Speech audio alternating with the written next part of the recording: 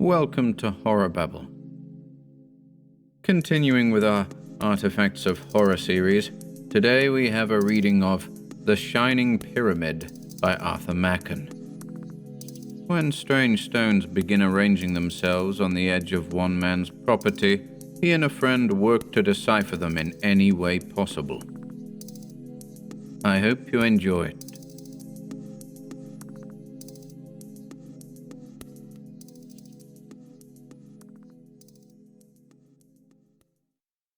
The Shining Pyramid by Arthur Machen. 1. The Arrowhead Character. Haunted, you said? Yes, haunted. Don't you remember, when I saw you 3 years ago, you told me about your place in the west with the ancient woods hanging all about it, and the wild domed hills in the ragged land? It has always remained a sort of enchanted picture in my mind as I sit at my desk and hear the traffic rattling in the street in the midst of whirling London. But when did you come up? The fact is, Dyson, I've only just got out of the train. I drove to the station early this morning and caught the 10:45. Well, I'm very glad you looked in on me. How have you been getting on since we last met? There is no Mrs. Vaughan, I suppose? No, said Vaughan. I'm still a hermit, like yourself. I've done nothing but loaf about. Vaughan had lit his pipe and sat in the elbow chair, fidgeting and glancing about him in a somewhat dazed and restless manner. Dyson had wheeled round in his chair when his visitor entered, and sat with one arm fondly reclining on the desk of his bureau and touching the litter of manuscript. "And you're still engaged in the old task?" said Vaughan, pointing to the pile of papers and the teeming pigeonholes. "Yes, the vain pursuit of literature, as idle as alchemy, and as entrancing. But you've come to town for some time, I suppose. What shall we do tonight?" "Well, I rather wanted you to try a few days with me down in the west. It would do you a lot of good, I'm sure." "You are very kind, Vaughan, but London in September is hard to leave. Dore could not have designed anything more wonderful and mystic than Oxford Street as I saw it the other evening. The sunset flaming, the blue haze transmuting the plain street into a road far in the spiritual city. I should like you to come down, though. You would enjoy roaming over our hills. Does this racket go on all day and night? It quite bewilders me. I wonder how you can work through it. I'm sure you would revel in the great peace of my old home among the woods." Vaughan lit his pipe again, and looked anxiously at Dyson to see if his inducements had had any effect. But the man of letters shook his head, smiling, and vowed in his heart a firm allegiance to the streets. "You cannot tempt me," he said. "Well, you may be right. Perhaps, after all, I was wrong to speak of the peace of the country. Though when a tragedy does occur, it is like a stone thrown into a pond. The circles of disturbance keep on widening, and it seems as if the water would never be still again. Have you ever any tragedies where you are?" "I can hardly say that, but I was a good deal disturbed about a month ago by something that happened. It may or may not have been a tragedy in the usual sense of the word." "What was the occurrence?" "Well, the fact is a girl disappeared in a way which seems highly mysterious. Her parents, people of the name of Trevor, are well-to-do farmers, and their eldest daughter, Annie, was a sort of village beauty. She was really remarkably handsome. One afternoon she thought she would go and see her aunt, a widow who farms her own land, and as the two houses are only about 5 or 6 miles apart, she started off, telling her parents she would take the shortcut over the hills. She never got to her aunt's, and she never was seen again. That's putting it in a few words." "What an extraordinary thing. I suppose there are no disused mines, are there, on the hills?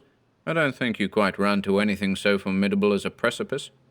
"No, the path the girl must have taken had no pitfalls of any description. It is just a track over wild, bare hillside, far even from a by-road. One may walk for miles without meeting a soul, but it is perfectly safe." "And what do people say about it?" "Oh, they talk nonsense among themselves. You have no notion as to how superstitious English cottagers are in out-of-the-way parts like mine. They're as bad as the Irish, every whit, and even more secretive." "But what do they say?" "Oh, the poor girl is supposed to have gone with the fairies, or to have been taken by the fairies. Such stuff," he went on. "One would laugh, if it were not for the real tragedy of the case." Dyson looked somewhat interested. "Yes," he said. Fairies certainly strike a little curiously on the ear in these days. But what do the police say? I presume they do not accept the fairy tale hypothesis? No, but they seem quite at fault. What I'm afraid of is that Annie Trevor must have fallen in with some scoundrels on her way. Castletown is a large seaport, you know, and some of the worst of the foreign sailors occasionally desert their ships and go on the tramp up and down the country. Not many years ago, a Spanish sailor named Garcia murdered a whole family for the sake of plunder that was not worth sixpence. They're hardly human, some of these fellows, and I'm dreadfully afraid the poor girl must have come to an awful end. But no foreign sailor was seen by anyone about the country? No, there is certainly that, and of course country people are quick to notice anyone whose appearance and dress are a little out of the common. Still, it seems as if my theory were the only possible explanation. There are no data to go upon, said Dyson, thoughtfully. There was no question of a love affair or anything of the kind, I suppose? Oh, no, not a hint of such a thing. I'm sure if Annie were alive she would have contrived to let her mother know of her safety. No doubt, no doubt. Still, it is barely possible that she is alive and yet unable to communicate with her friends. But all this must have disturbed you a good deal. Yes, it did. I hate a mystery, and especially a mystery which is probably the veil of horror. But frankly, Dyson, I want to make a clean breast of it. I did not come here to tell you all this. Of course not, said Dyson, a little surprised at Vaughan's uneasy manner. You came to have a chat on more cheerful topics. No, I did not. What I've been telling you about happened a month ago, but something which seems likely to affect me more personally has taken place within the last few days. To be quite plain, I came up to town with the idea that you might be able to help me. You recollect that curious case you spoke to me about on our last meeting? Something about a spectacle maker? Oh, yes, I remember that. I know I was quite proud of my acumen at the time. Even to this day, the police have no idea why those peculiar yellow spectacles were wanted. But Vaughan, you really look quite put out. I hope there is nothing serious. No, I think I've been exaggerating, and I want you to reassure me. But what has happened is very odd. And what has happened? I'm sure that you will laugh at me, but this is the story. You must know there is a path, a right-of-way that goes through my land, and, to be precise, close to the wall of the kitchen garden. It is not used by many people. A woodman now and again finds it useful, and 5 or 6 children who go to school in the village pass twice a day. Well, a few days ago I was taking a walk about the place before breakfast, and I happened to stop to fill my pipe just by the large doors in the garden wall. The wood, I must tell you, comes to within a few feet of the wall, and the track I spoke of runs right in the shadow of the trees. I thought the shelter from a brisk wind that was blowing rather pleasant, and I stood there smoking with my eyes on the ground. Then something caught my attention. Just under the wall, on the short grass, a number of small flints were arranged in a pattern. Something like this. And Mr. Vaughan caught at a pencil and piece of paper and dotted down a few strokes. You see, he went on, there were, I should think, 12 little stones neatly arranged in lines and spaced at equal distances, as I have shown it on the paper. They were pointed stones, and the points were very carefully directed one way. Yes, said Dyson, without much interest. No doubt the children you have mentioned had been playing there on their way from school.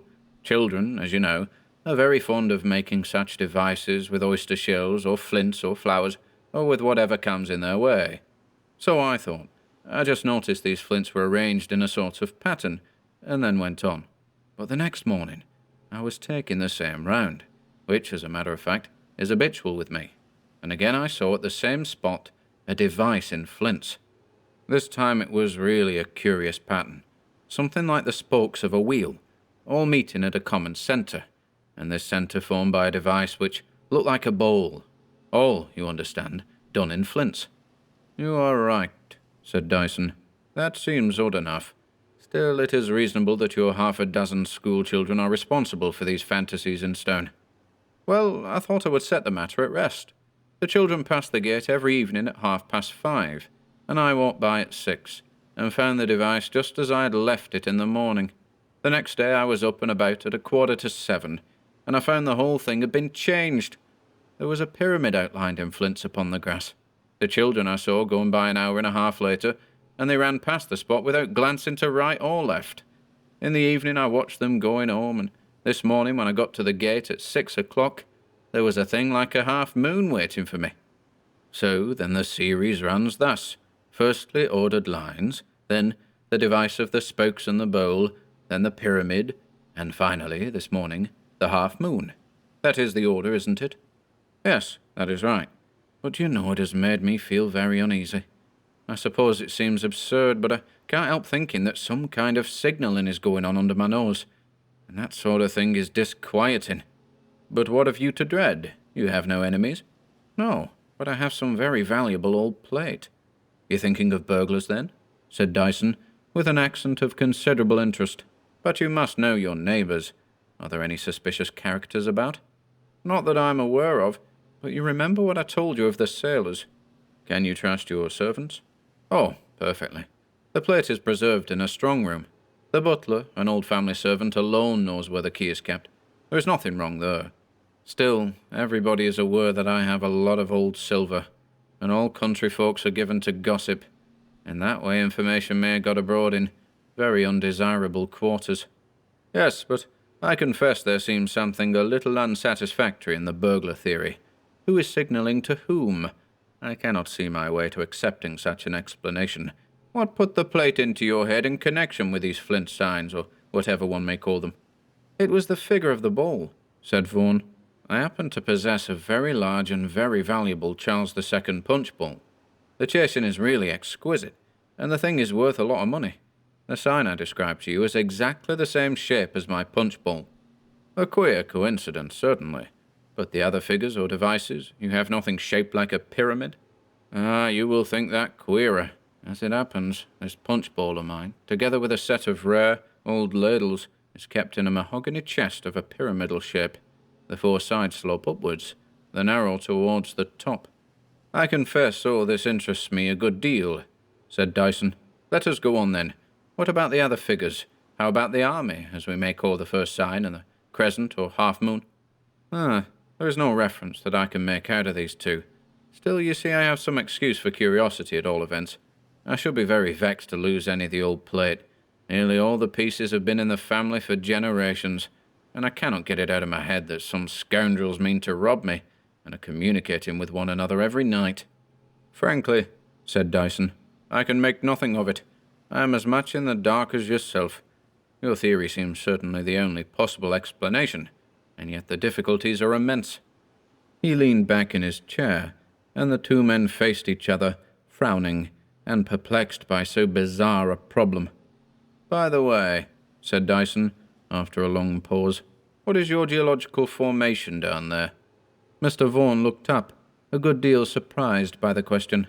Old red sandstone and limestone, I believe, he said. We're just beyond the coal measures, you know.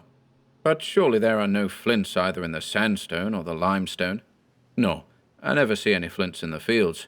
I confess that did strike me as a little curious. I should think so. It is very important. By the way, what size were the flints used in making these devices? I happen to have brought one with me. I took it this morning. From the half-moon? Exactly. Here it is. He handed over a small flint, tapering to a point, and about 3 inches in length. Dyson's face blazed up with excitement as he took the thing from Vaughan. Certainly, he said, after a moment's pause. You have some curious neighbours in your country. I hardly think they can harbour any designs on your punch bowl. Do you know this is a flint arrowhead of vast antiquity, and not only that, but an arrowhead of a unique kind. I have seen specimens from all parts of the world, but there are features about this thing that are quite peculiar. He laid down his pipe and took out a book from a drawer.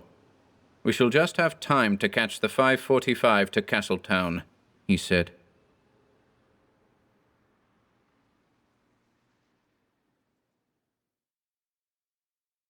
Two.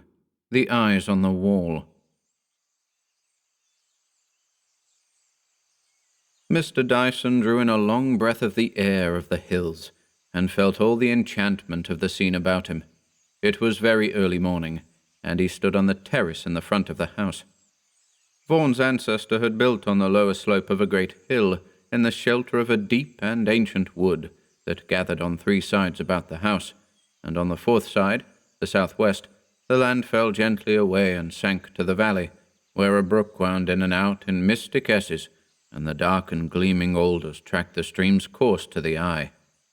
On the terrace in the sheltered place no wind blew, and far beyond the trees were still. Only one sound broke in upon the silence, and Dyson heard the noise of the brook singing far below, the song of clear and shining water rippling over the stones, whispering and murmuring as it sank to dark, deep pools.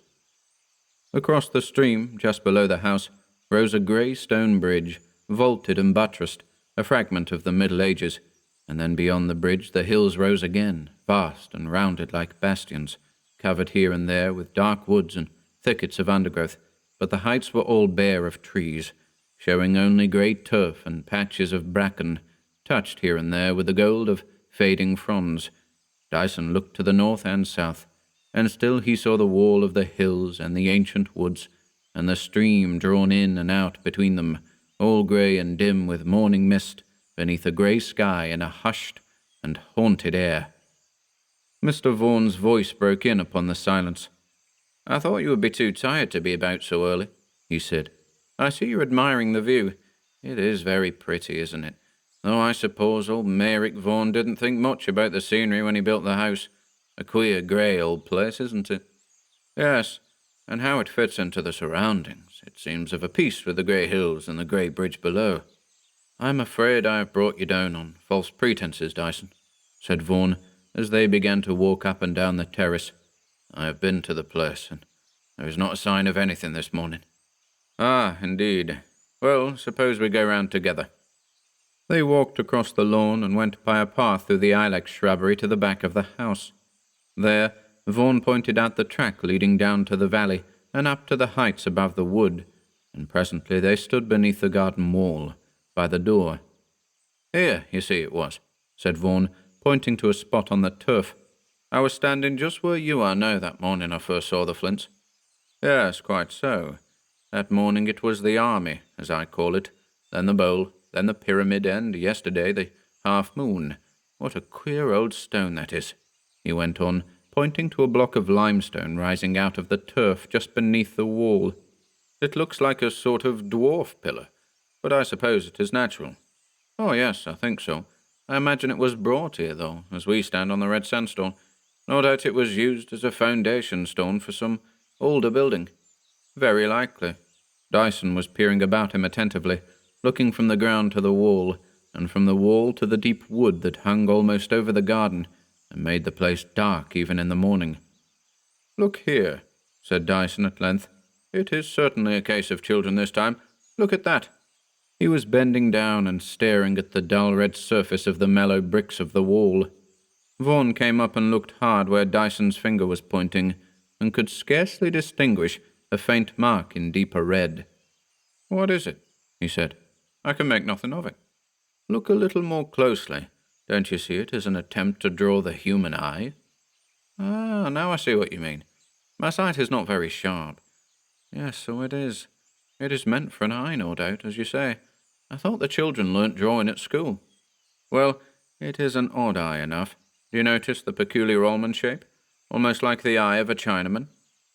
Dyson looked meditatively at the work of the undeveloped artist, and scanned the wall again, going down on his knees in the minuteness of his inquisition. "I should like very much," he said at length, "to know how a child in this out-of-the-way place could have any idea of the shape of the Mongolian eye. You see, the average child has a very distinct impression of the subject. He draws a circle, or something like a circle, and puts a dot in the centre. I don't think any child imagines that the eye is really made like that. It's just a convention of infantile art. But this almond-shaped thing puzzles me extremely. Perhaps it may be derived from a gilt Chinaman on a tea canister in the grocer's shop. Still, that's hardly likely." "But why are you so sure it was done by a child?" "Why, look at the height. These old-fashioned bricks are little more than 2 inches thick. There are 20 courses from the ground to the sketch, if we call it so.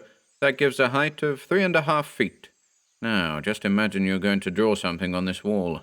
"Exactly. Your pencil, if you had one, would touch the wall somewhere on the level with your eyes. That is more than 5 feet from the ground. It seems, therefore, a very simple deduction to conclude that this eye on the wall was drawn by a child about 10 years old. Yes, I had not thought of that. Of course one of the children must have done it. I suppose so. And yet, as I said, there is something singularly unchildlike about those 2 lines, and the eyeball itself, you see, is almost an oval. To my mind, the thing has an odd, ancient air, and a touch that is not altogether pleasant. I cannot help fancying that if we could see a whole face from the same hand, it would not be altogether agreeable. However, that is nonsense after all, and we are not getting farther in our investigations. It is odd that the Flint series has come to such an abrupt end. The 2 men walked away towards the house, and as they went in at the porch, there was a break in the grey sky, and a gleam of sunshine on the grey hill before them. All the day, Dyson prowled meditatively about the fields and woods surrounding the house. He was thoroughly and completely puzzled by the trivial circumstances he proposed to elucidate, and now he again took the flint arrowhead from his pocket, turning it over and examining it with deep attention. There was something about the thing that was altogether different from the specimens he had seen at the museums and private collections.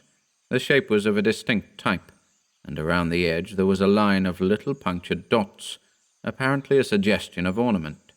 Who, thought Dyson, could possess such things in so remote a place, and who, possessing the flints, could have put them to the fantastic use of designing meaningless figures under Vaughan's garden wall? The rank absurdity of the whole affair offended him unutterably, and as one theory after another rose in his mind, only to be rejected, he felt strongly tempted to take the next train back to town. He had seen the silver plate which Vaughan treasured, and had inspected the punch bowl, the gem of the collection, with close attention, and what he saw and his interview with the butler convinced him that a plot to rob the strong box was out of the limits of inquiry. The chest in which the bowl was kept, a heavy piece of mahogany, evidently dating from the beginning of the century, was certainly strongly suggestive of a pyramid, and Dyson was at first inclined to the inept manoeuvres of the detective, but a little sober thought convinced him of the impossibility of the burglary hypothesis, and he cast wildly about for something more satisfying. He asked Vaughan if there were any gypsies in the neighbourhood, and heard that the Romany had not been seen for years. This dashed him a good deal, as he knew the gypsy habit of leaving queer hieroglyphics on the line of march, and had been much elated when the thought occurred to him.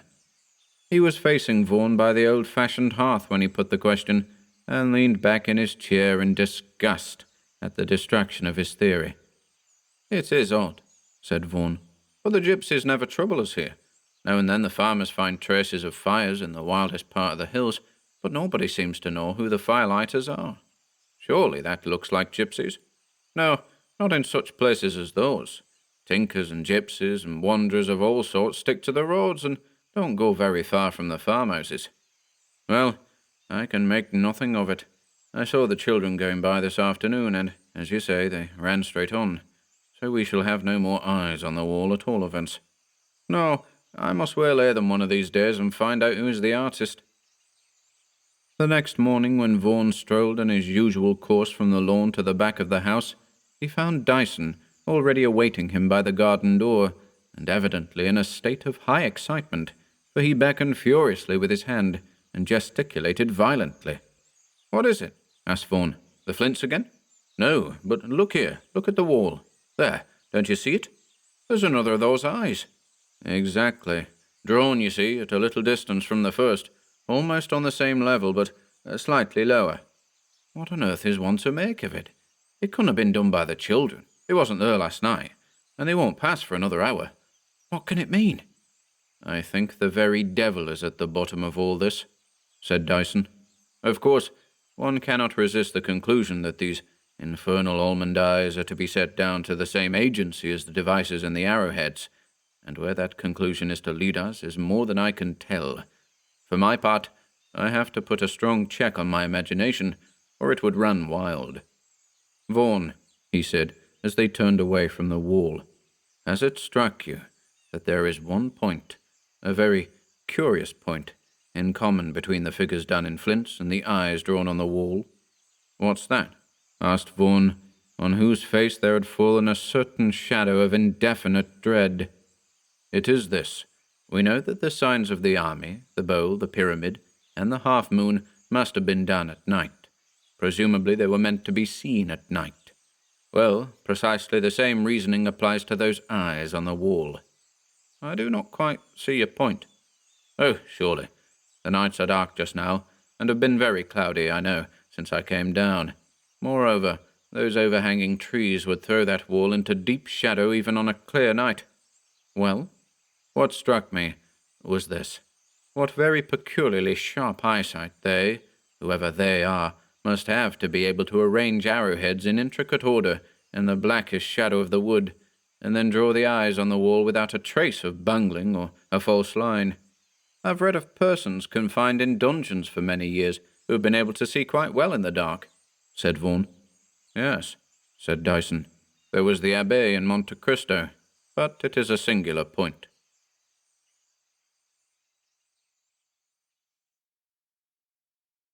"3. The Search for the Bowl." "Who was that old man that touched his hat to you just now?" said Dyson, as they came to the bend of the lane near the house. "Oh, that was old Trevor. He looks very broken, poor old fellow." "Who is Trevor?" "Don't you remember? I told you the story that afternoon I came to your rooms, about a girl named Annie Trevor, who disappeared in the most inexplicable manner about 5 weeks ago. That was her father." Yes, I recollect now. To tell the truth, I had forgotten all about it. And nothing has been heard of the girl?" "Nothing whatever. The police are quite at fault. I'm afraid I did not pay very much attention to the details you gave me. Which way did the girl go?" "A path would take her right across those wild hills above the house. The nearest point in the track must be about 2 miles from here." "Is it near that little hamlet I saw yesterday?" "You mean Cross Ceciliog, where the children came from?" "No, it goes more to the north." "Ah, I've never been that way." They went into the house, and Dyson shut himself up in his room, sunk deep in doubtful thought, but yet with the shadow of a suspicion growing within him that for a while haunted his brain, all vague and fantastic, refusing to take definite form. He was sitting by the open window and looking out on the valley, and saw, as if in a picture, the intricate winding of the brook, the grey bridge, and the vast hills rising beyond, all still and without a breath of wind to stir the mystic hanging woods, and the evening sunshine glowed warm on the bracken, and down below a faint mist, pure white, began to rise from the stream. Dyson sat by the window as the day darkened, and the huge bastioned hills loomed vast and vague, and the woods became dim and more shadowy, and the fancy that had seized him no longer appeared altogether impossible. He passed the rest of the evening in a reverie, hardly hearing what Vaughan said, and when he took his candle in the hall, he paused a moment before bidding his friend good night. "I want a good rest," he said. "I've got some work to do tomorrow." "Some writing, you mean?" "No, I'm going to look for the bowl." "The bowl? If you mean my punch bowl, that is safe in the chest." "I don't mean the punch bowl. You may take my word for it that your plate has never been threatened. No, I will not bother you with any suppositions. We shall in all probability have something much stronger than suppositions before long. Good night, Vaughan." The next morning Dyson set off after breakfast. He took the path by the garden wall, and noted that there were now 8 of the weird almond eyes dimly outlined on the brick. 6 days more, he said to himself, but as he thought over the theory he had formed, he shrank, in spite of strong conviction, from such a wildly incredible fancy. He struck up through the dense shadows of the wood, and at length came out on the bare hillside, and climbed higher and higher over the slippery turf, keeping well to the north, and following the indications given him by Vaughan. As he went on, he seemed to mount ever higher above the world of human life and customary things. To his right he looked at a fringe of orchard, and saw a faint blue smoke rising like a pillar. There was the hamlet from which the children came to school, and there the only sign of life, for the woods embowered and concealed Vaughan's old grey house.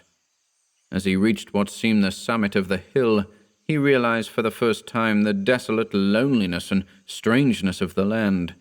There was nothing but grey sky and grey hill, a high, vast plain that seemed to stretch on for ever and ever, and a faint glimpse of a blue-peaked mountain far away and to the north.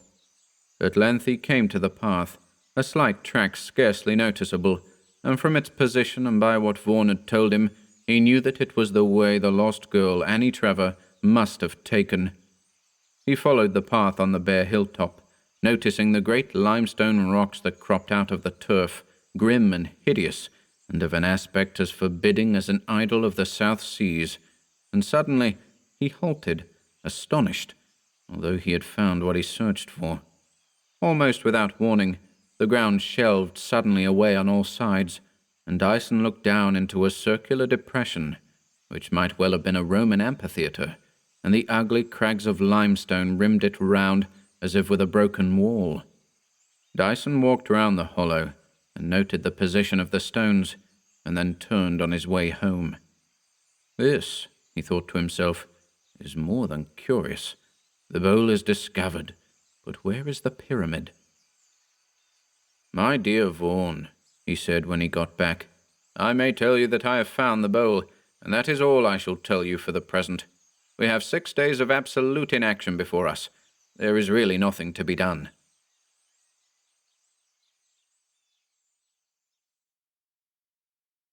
"4. The Secret of the Pyramid." "I've just been round the garden," said Vaughan one morning. "I've been counting those infernal eyes, and I find there are 14 of them. For heaven's sake, Dyson, tell me what the meaning of it all is." "I should be very sorry to attempt to do so. I may have guessed this or that, but I always make it a principle to keep my guesses to myself. Besides, it is really not worthwhile anticipating events. You will remember my telling you that we had 6 days of inaction before us. Well, this is the 6th day, and the last of idleness. Tonight I propose we take a stroll." "A stroll? Is that all the action you mean to take?" "Well, it may show you some very curious things. To be plain, I want you to start with me at 9 o'clock this evening for the hills. We may have to be out all night, so you had better wrap up well and bring some of that brandy." "Is it a joke?" asked Vaughan, who was bewildered with strange events and strange surmises. "No, I don't think there is much joke in it.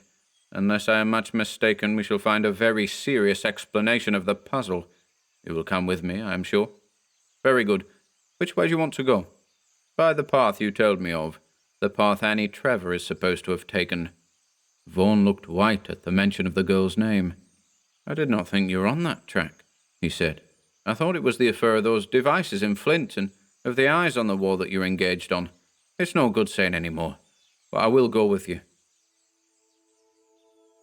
At 8:45 that evening, the two men set out, taking the path through the wood and up the hillside. It was a dark and heavy night. The sky was thick with clouds, and the valley full of mist, and all the way they seemed to walk in a world of shadow and gloom, hardly speaking, and afraid to break the haunted silence. They came out at last on the steep hillside, and instead of the oppression of the wood, there was the long, dim sweep of the turf, and higher, the fantastic limestone rocks hinted horror through the darkness, and the wind sighed as it passed across the mountain to the sea, and in its passage beat chill about their hearts. They seemed to walk on and on for hours, and the dim outline of the hill still stretched before them, and the haggard rock still loomed through the darkness, when suddenly Dyson whispered, drawing his breath quickly and coming close to his companion. "Here," he said, "we will lie down. I do not think there is anything yet." "I know the place," said Vaughan, after a moment. "I've often been by in the daytime. The country people are afraid to come here, I believe. It is supposed to be a fairy's castle or something of the kind. But why on earth have we come here?" "Speak a little lower," said Dyson. "It might not do us any good if we were overheard." "Overheard here? There's not a soul within 3 miles of us." "Possibly not. Indeed, I should say certainly not. But there might be a body somewhere nearer." "I don't understand you in the least," said Vaughan, whispering to humour Dyson. "But why have we come here?" Well, you see this hollow before us is the bowl. I think we had better not talk even in whispers." They lay full length upon the turf, the rock between their faces and the bowl, and now and again Dyson, slouching his dark, soft hat over his forehead, put out the glint of an eye, and in a moment drew back, not daring to take a prolonged view. Again he laid an ear to the ground and listened, and the hours went by, and the darkness seemed to blacken, and the faint sigh of the wind was the only sound. Vaughan grew impatient with this heaviness of silence, this watching for indefinite terror, for to him there was no shape or form of apprehension, and he began to think the whole vigil a dreary farce. "How much longer is this to last?" he whispered to Dyson, and Dyson, who had been holding his breath in the agony of attention, put his mouth to Vaughan's ear and said, "Will you listen?" with pauses between each syllable, and in the voice with which the priest pronounces the awful words. Vaughan caught the ground with his hands and stretched forward, wondering what he was to hear. At first there was nothing, and then a low and gentle noise came very softly from the bowl, a faint sound, almost indescribable, but as if one held the tongue against the roof of the mouth and expelled the breath. He listened eagerly, and presently the noise grew louder, and became a strident and horrible hissing, as if the pit beneath boiled with fervent heat, and Vaughan, unable to remain in suspense any longer, drew his cap half over his face in imitation of Dyson, and looked down to the hollow below. It did, in truth, stir and seethe like an infernal cauldron. The whole of the sides and bottom tossed and writhed with vague and restless forms that passed to and fro without the sound of feet, and gathered thick here and there, and seemed to speak to one another in those tones of horrible sibilance, like the hissing of snakes, that he had heard. It was as if the sweet turf and the cleanly earth had suddenly become quickened with some foul, writhing growth. Vaughan could not draw back his face, though he felt Dyson's finger touch him, but he peered into the quaking mass and saw faintly that there were things like faces and human limbs, and yet he felt his inmost soul chill with the sure belief that no fellow soul or human thing stirred in all that tossing and hissing host. He looked aghast, choking back sobs of horror, and at length the loathsome forms gathered thickest about some vague object in the middle of the hollow, and the hissing of their speech grew more venomous, and he saw in the uncertain light the abominable limbs, vague and yet too plainly seen, writhe and intertwine, and he thought he heard, very faint, a low human moan striking through the noise of speech that was not of man. At his heart something seemed to whisper ever, the worm of corruption, the worm that dieth not, and grotesquely the image was pictured to his imagination of a piece of putrid offal stirring through and through with bloated and horrible creeping things. The writhing of the dusky limbs continued. They seemed clustered round the dark form in the middle of the hollow, and the sweat dripped and poured off Vaughan's forehead, and fell cold on his hand beneath his face. Then it seemed done in an instant. The loathsome mass melted and fell away to the sides of the bowl, and for a moment Vaughan saw in the middle of the hollow the tossing of human arms. But a spark gleamed beneath, a fire kindled, and as the voice of a woman cried out loud in a shrill scream of utter anguish and terror, a great pyramid of flame spired up like a bursting of a pent fountain, and threw a blaze of light upon the whole mountain.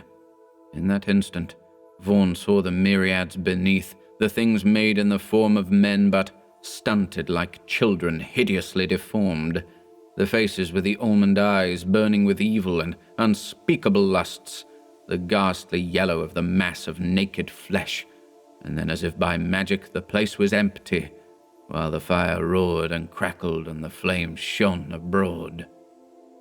"You have seen the pyramid," said Dyson in his ear. "The pyramid of fire."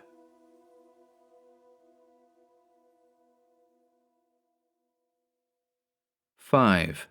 The Little People.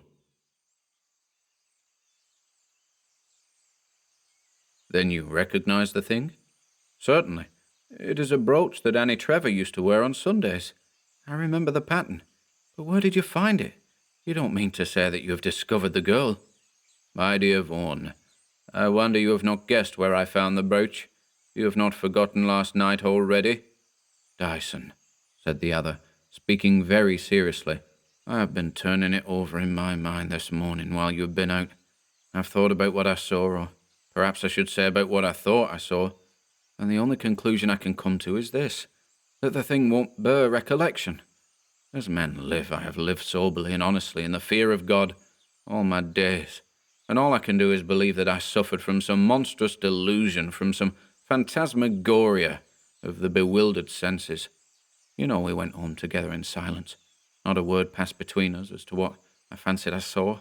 Had we not better agree to keep silence on the subject? When I took my walk in the peaceful morning sunshine, I thought all the earth seemed full of praise. And passing by that wall, I noticed there were no more signs recorded, and I blotted out those that remained. The mystery is over, and we can live quietly again. I think some poison has been working for the last few weeks. I have trod on the verge of madness, but I am sane now. Mr. Vaughan had spoken earnestly, and bent forward in his chair and glanced at Dyson with something of entreaty. My dear Vaughan, said the other, after a pause, what's the use of this? It is much too late to take that tone.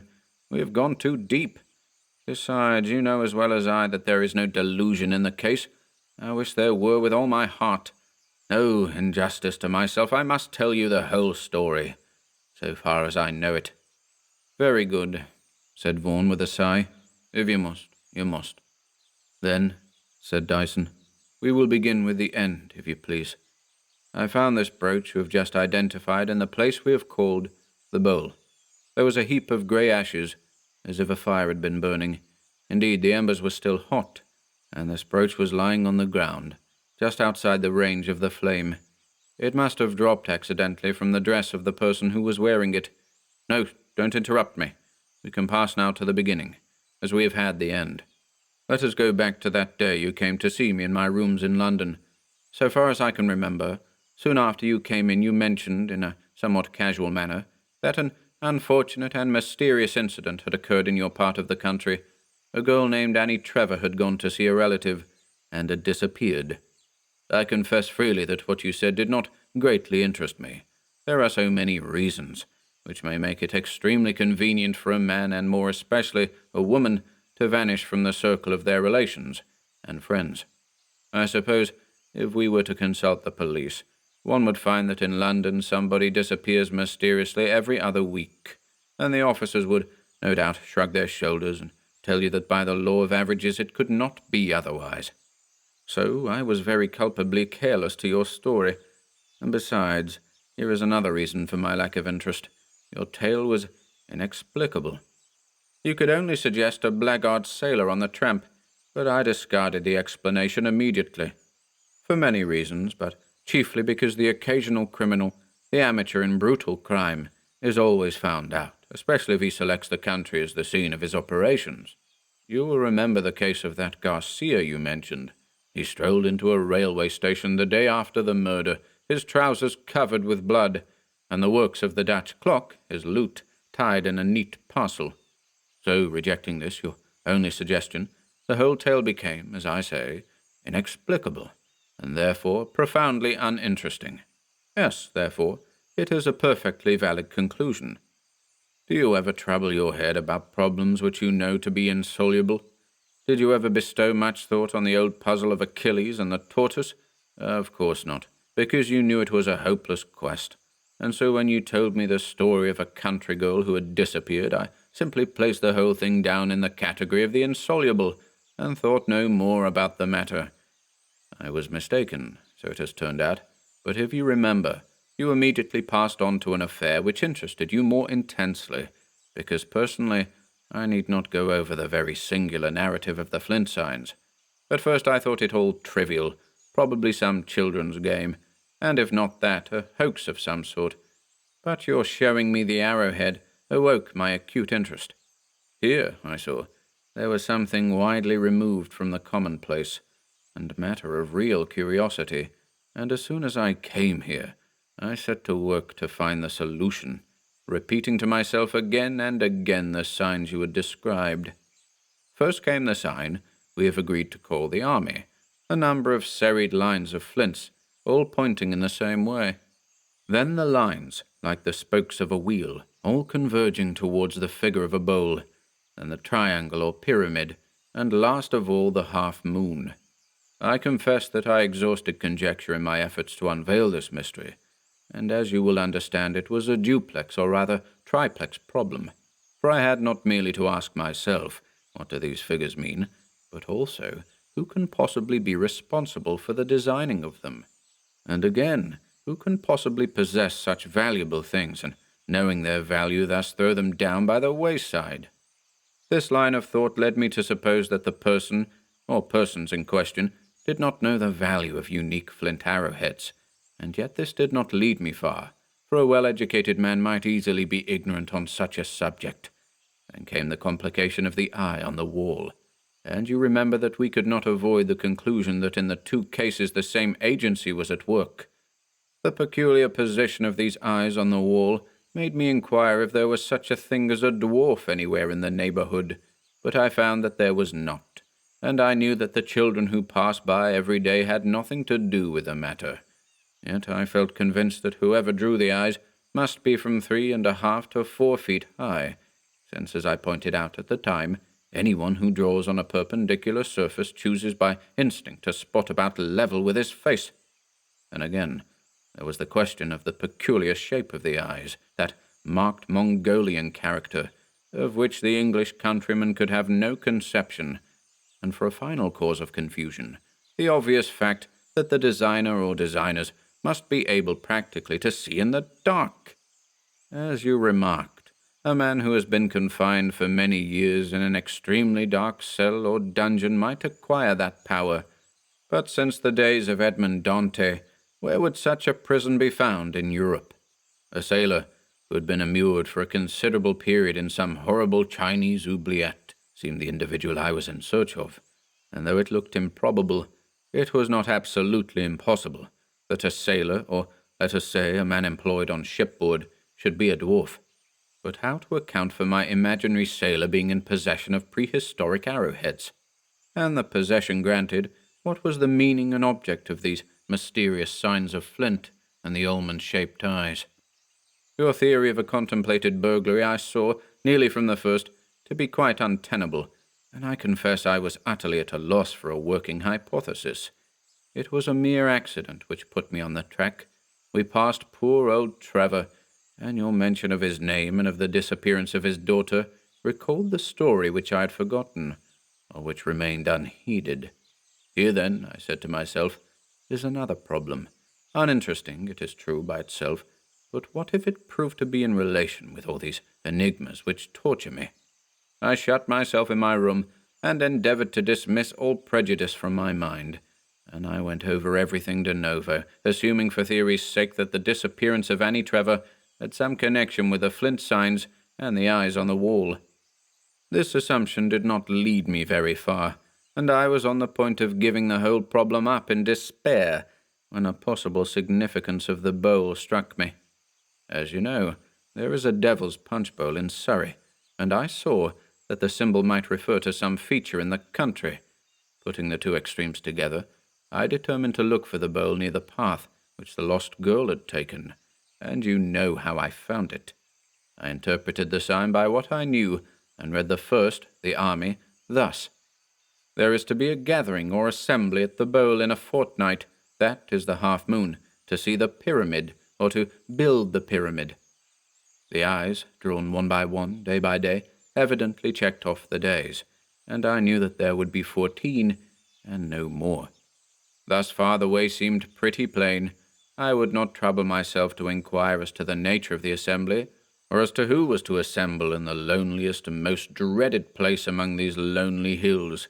In Ireland, or China, or the west of America, the question would have been easily answered. A muster of the disaffected, the meeting of a secret society, vigilantes summoned to report. The thing would be simplicity itself, but in this quiet corner of England, inhabited by quiet folk, no such suppositions were possible for a moment. But I knew that I should have an opportunity of seeing and watching the assembly, and I did not care to perplex myself with hopeless research, and in place of reasoning a wild fancy entered into judgment. I remembered what people had said about Annie Trevor's disappearance, that she had been taken by the fairies. I tell you, Vaughan, I am a sane man as you are.